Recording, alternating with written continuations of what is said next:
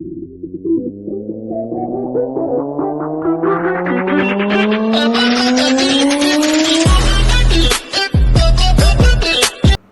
इस वीडियो में basically testosterone के फंक्शन पे बात करेंगे। इसका जो आगाज़ है वो सेक्स डिटरमाइनिंग रीजन वाई से ही शुरू होता है, जो जीन एक SRY प्रोटीन बनाता है।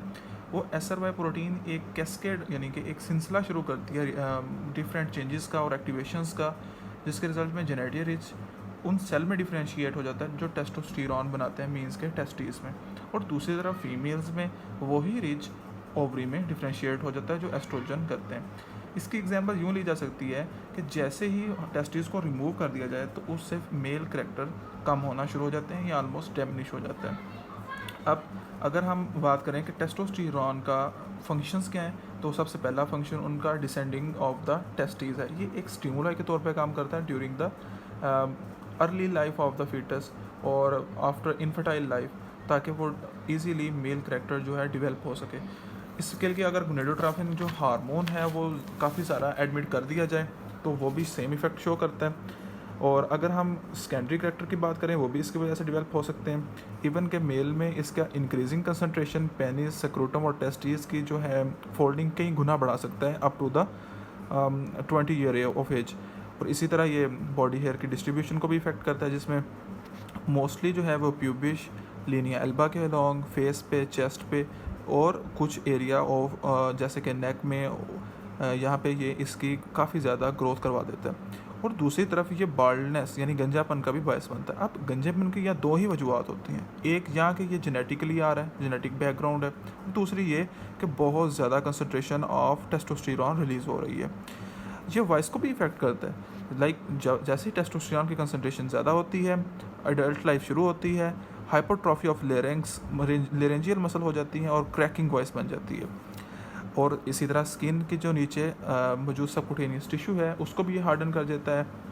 इन रिज़ल्ट स्किन जो है काफ़ी थिक हो जाती है और इसी की वजह से सेबेशियस ग्लैंड की सिक्रीशन बहुत ज़्यादा इंक्रीज़ कर जाती हैं, जिसकी वजह से एक्ने होने का काफ़ी चांसेस होते हैं।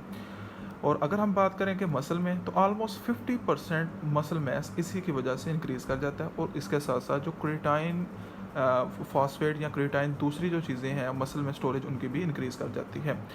और इसी साथ साथ प्रोटीन की जो स्टोरेज है वो भी इंक्रीज़ करती है, क्योंकि एडल्ट लाइफ के स्टार्ट होते ही बहुत सी ऐसी चीज़ें स्टार्ट होती हैं जिसके लिए प्रोटीन रिक्वायर्ड होती है, तो वो स्टोर कर ली जाती है।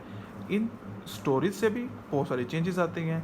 जैसे ही प्रोटीन स्टोर होती है बहुत सारी चेंजेस आती हैं, स्पेशली ड्यूरिंग एडल्ट लाइफ। ठीक है जी। अब टेस्टोस्टेरोन बोन्स पे इफेक्ट करता है, उनकी मैट्रिक्स और कैल्सिफिकेशन करवाता है।